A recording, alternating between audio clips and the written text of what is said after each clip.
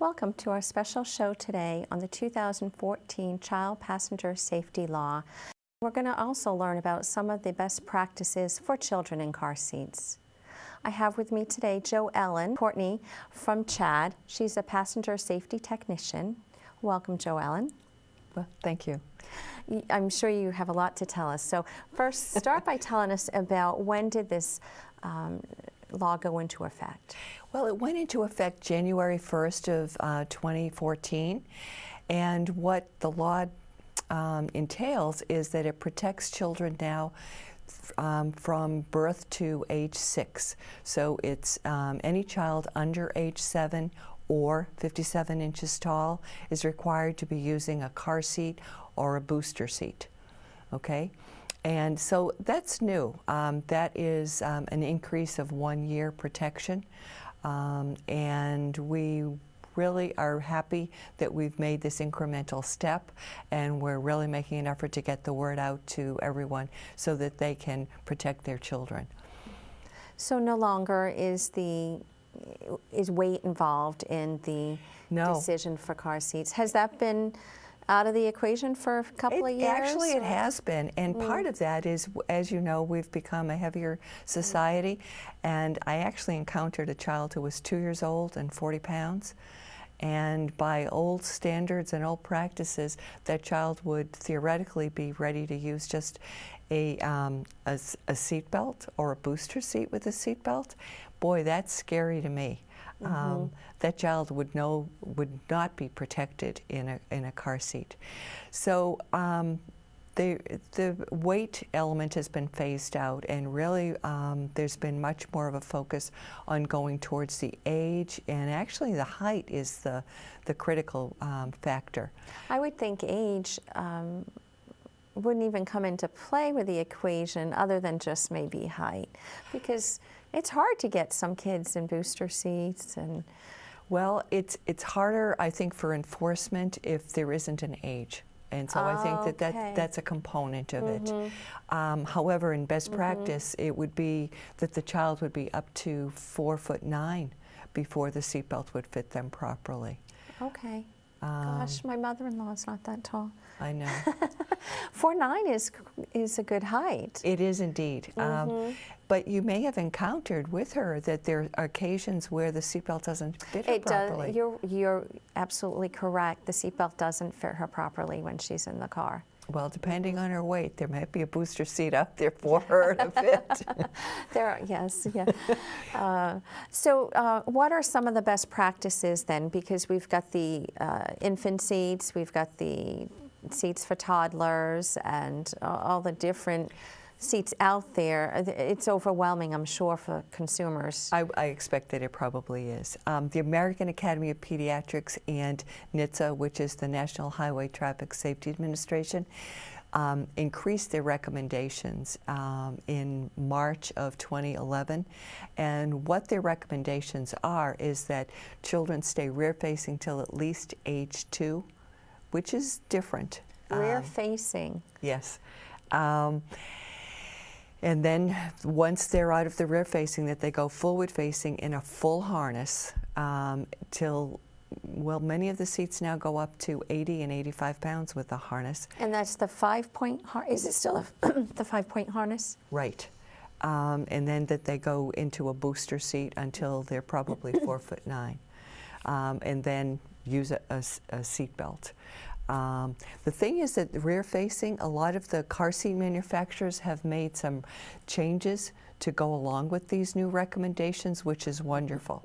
So now we are seeing infant carriers, you know, the ones that you can carry and they have the base that remains in the vehicle.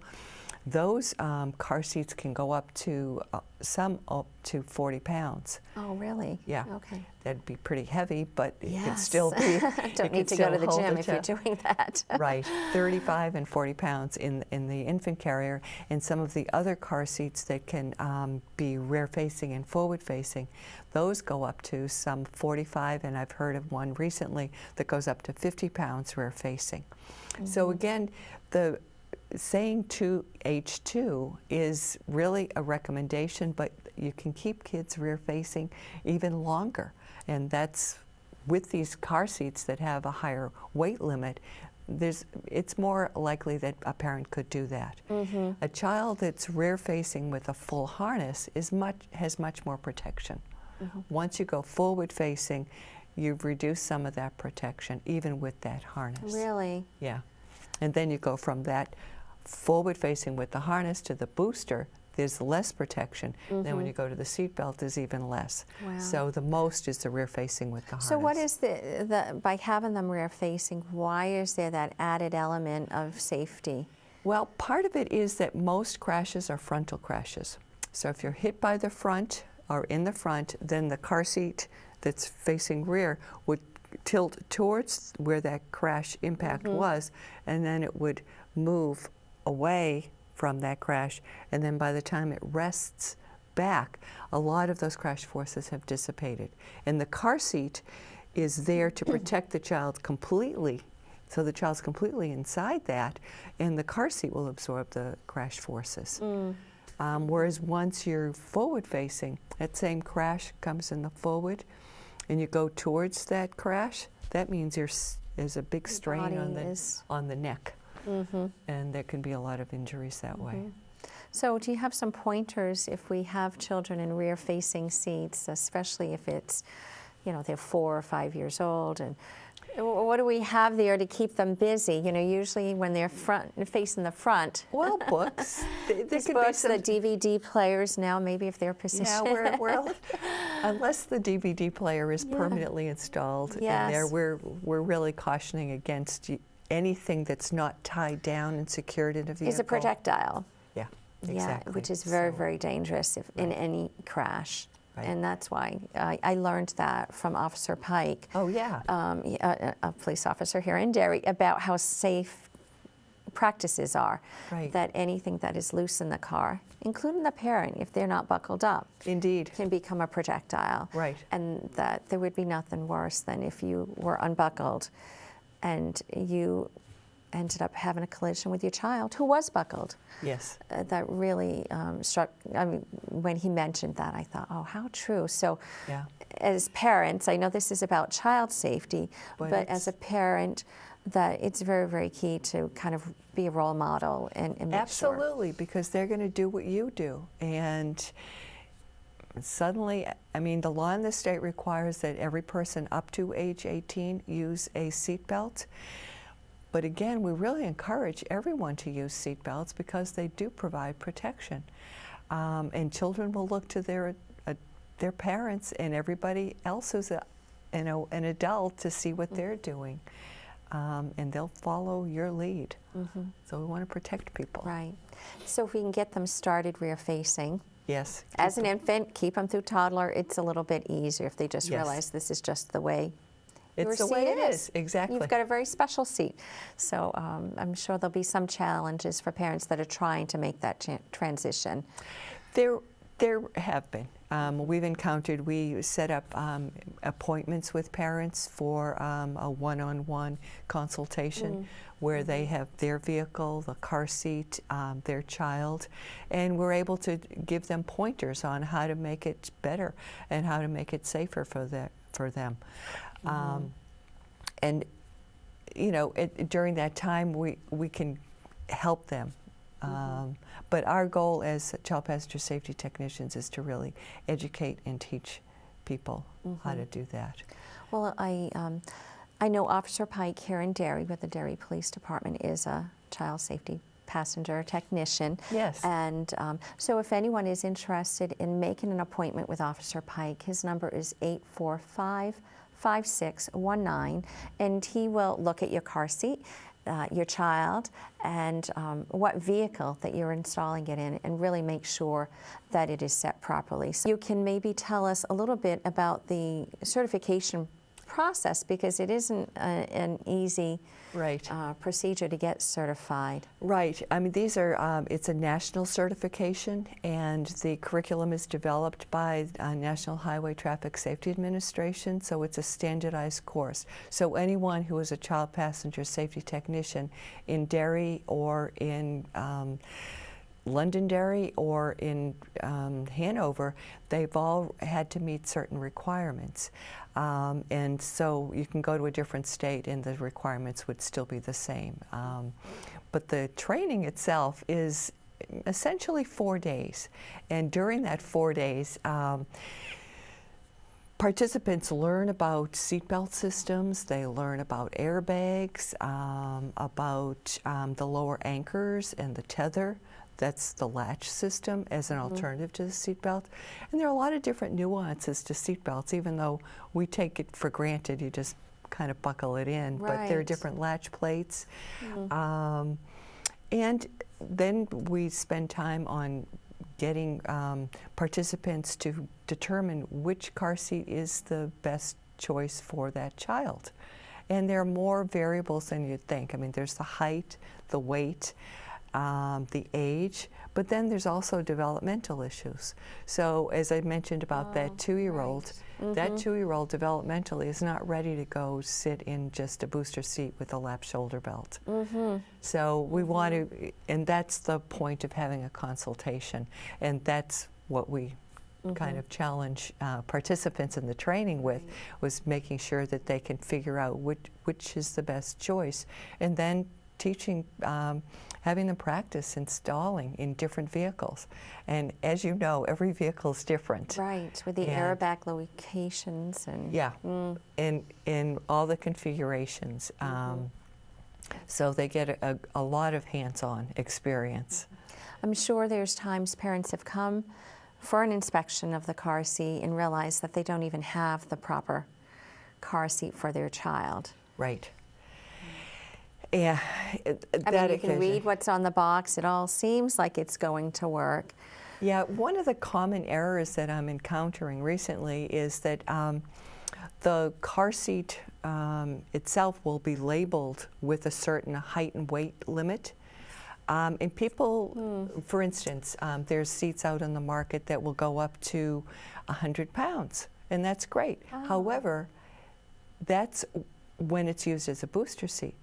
And people don't always read the other information saying that the harness system only goes up to 65 pounds.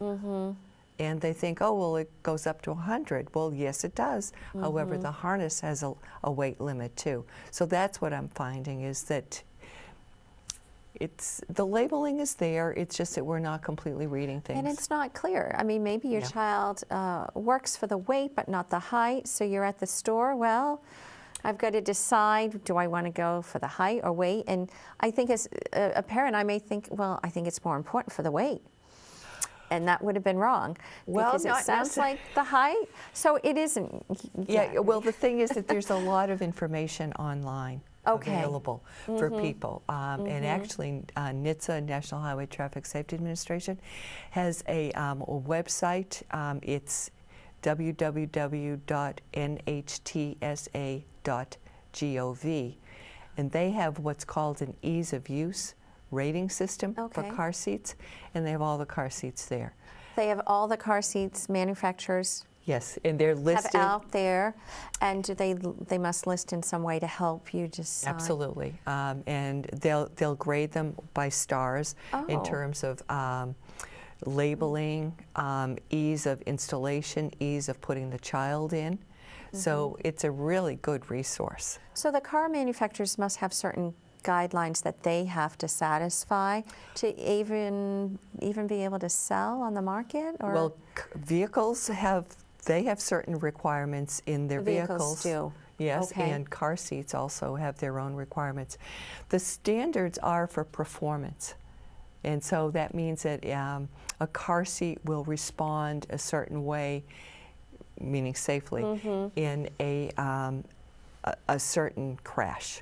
Okay. So, but how that car seat meets that performance standard is up to the manufacturer, and that's why we have so many different models and sizes and shapes and colors, etc. Right. But they all are required to meet performance standards, and occasionally they don't. And if that's the case, that's when there would be a recall. Now, you've probably heard, and sometimes we've seen on television, recalls on car seats. Right. Some of them are major safety issues, and some of them are minor. You can still use the car seat, but there's still a recommendation that you get the recall fixed. But you still need to pay attention to any kind of a recall. So who is controlling and testing? I mean, do the car seats come out and the manufacturer may say it is satisfying those requirements, but is someone overseeing and controlling? Okay, really? Well, good questions. The manufacturer is, they do the testing on their car seats to make sure that they meet those standards. NHTSA goes out and randomly checks to make sure that they meet those standards. And so a recall can come from the manufacturer itself, or it can come from NHTSA. Or it can come from a parent calling and saying, because there is a complaint line, because it may be that you encountered something that didn't work properly. And other parents have maybe called and complained about the same thing. When they start accumulating, and it doesn't have to be a lot of accumulation. It has to, to do with the consequences of it. And one incident is too much for a child being injured. Right. For a seat that really doesn't satisfy those requirements. Right. So, well, I'm good. I'm happy that there's measures set up for that. Yes, absolutely. So we have this law here in New Hampshire. Right. How do we compare to some of the surrounding states? Is that a law that? Well, every state has its own law, and our neighboring states have stronger laws.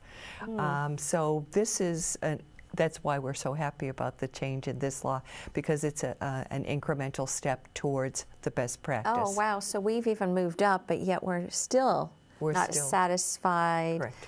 Or not. The best practice would be age 8 or. Okay. So we're a year younger. Right. But we're making progress. So do most of the states that surround New Hampshire have age 8? Yes. Wow. Okay. Some of them include age 8, and some of them are up to age 8. But you need to pay attention to the fact that if you drive over the border, you are required to follow their law. So keep those kids in those car seats as long as you can. Right. So what are some of the toughest laws in our country? I mean, is it 8? Does that seem to be the general age? Generally, yes. Okay. So I would say we should just satisfy that requirement, because we're all crossing the border. I mean, we're not all staying within New Hampshire, and that's the only place, the only state that has 7. Correct. So it's actually up to age 7, so it's just children 6 and under. Oh, so it's not even covering the 7. Correct. Oh, okay. Yeah, so really we should strive for the age of 8, and that way we don't have the worry when we are crossing state lines that we're not in compliance with those state laws. Yes, yes. Yeah, I'm sure a lot of people don't realize. And it provides more protection for the child. So, I mean, the law really protects us, but it's not the best practice. It's not the ideal, let's put it that way, and we want to protect our children. So we were talking before we got on the show about some interesting facts about car seats, which I was surprised by. Maybe you can share some of those. Sure. One of them was that there are expiration dates. Every car seat will have a label, and on the label will have the date of manufacture, and it'll have the model number, and that's what's used for information about if there is a recall. However, many manufacturers now will have on that label or embossed on the plastic somewhere, or in the plastic, a date of expiration. The thing is that car seats, if you think about it, they're in vehicles, so they're going through extremes of temperatures, in the cold and in the heat. I wouldn't have thought that has anything to do with. And so the plastic can degrade, and so the manufacturers have determined what the lifespan is for that car seat. So give me an idea. What is the average lifespan? Most of them is age 6. I mean, 6, shouldn't say age 6, but 6 years. 6 years. However, there are many others that go up to 8 years and 9 years. So if you think about it, there are some car seats that you can use for a 5-pound baby, and then you can use it as, you know, rear facing, forward facing, and then as a booster up to, say, 100 pounds. So that would be for a very long period of time. So that car seat might be for 9 years. But I'm thinking New Hampshire, our extreme cold and then hot. And how many car seats stay clean that many years? Oh, well, clean's a whole different matter. There are instructions on cleaning, and you do need to follow those. But but it's the integrity of the plastic is the concern. So you do want to know that they don't last forever. The plastic may last forever, but it may not provide the protection for your child. And we've been doing much more of a push on recycling car seats. And I know Officer Pike has been involved with recycling car seats also. So is it good to recycle car seats? Absolutely. Recycle in what? Recycling in terms of going to the transfer station. Thank you. Because when you say recycle, I think, okay, maybe it's good to share and get as much use, but really recycle, take it to the transfer station when you're done, and don't pass it off to. Right. Yeah, I was thinking that should be the case. Yeah, and part of that is we don't know if a car seat has been in a crash. Right. Most car seat manufacturers have information in their manuals saying that if it's been in any kind of a crash, it needs to be replaced. And so if we're getting, people are picking up car seats at secondhand stores or garage sales, we don't know what the history of that car seat is. And many times they're already expired. So we're trying to move them out and get them out of the landfill. Just they can't be recycled. Right.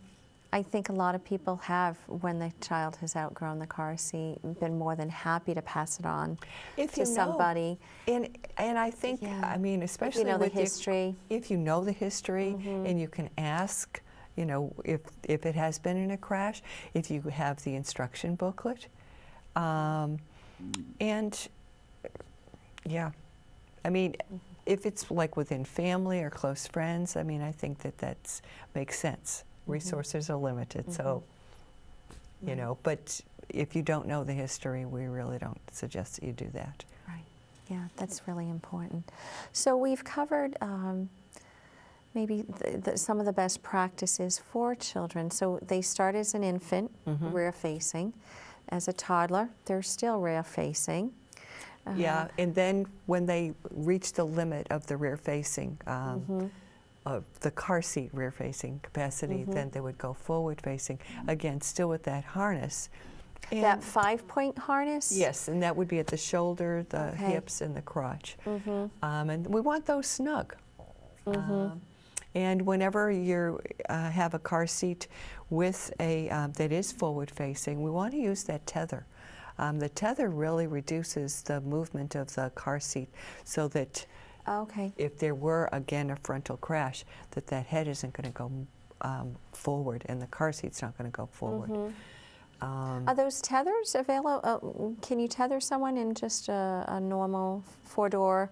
I know the SUVs have the clips. Well, to do that. If you look at your vehicle manual, it'll have information. And the latch system, which is lower anchors and tether for children, that went into effect model year 2002. So all vehicles have at least 2 positions in the vehicle, unless it's a big, heavy truck that doesn't fall into the same guidelines. But look at your manual and it'll have information. And most vehicles have 3 locations for the tether on the back. I've never, Well, I'll that's have to it. start If you looking haven't, at if you don't use them. Right. They're probably just discreetly. And one of the errors that we're finding too is that the lower anchors, they come in a set. So usually it's on the outside seating positions, and we want to use them as a pair. We're finding sometimes people want to put a car seat in the middle because the middle is generally the safest place, but they're borrowing from the outside positions, and sometimes that's okay and sometimes it isn't. So that's part of the point about having an appointment with a child passenger safety technician. They can advise you on that. Right. What are some of the other errors that you find when people Well, they fall into just a couple of categories. One is that the car seat is not securely fastened into the vehicle. There's too much movement. Okay. We want to get it snug enough so that it doesn't move more than an inch side to side or front to back. And the other is that the child is not fastened in snugly, so that there's still a lot of slack on the in the harness. Right. And then the other is that children are put in booster seats prematurely, and they should still be using a car seat with the harness. So when do we know it's ready to move our child out of the booster seat and into a seat belt? Oh, out of the booster, huh? Well, actually, I can show you. If a child is sitting in the back, first off, they're in the back seat, okay? Children all under age 13, we always want them sitting in the back seat. Okay. Is that a law? It's not the law. It's not, but it's a best practice to have them in the back seat. Right. Okay. So what you would do is you would test the child if their back is against the vehicle seat back, if their knees are bent, feet on the floor, but knees are bent is the critical thing. Their lap portion of the belt is low, almost on top of their thighs, and if the shoulder portion of the seat belt is between their neck and shoulder, or neck and arm, somewhere in here, and they are able to stay that way the entire ride, they're fine. But if they can't, then they need to be using a booster seat.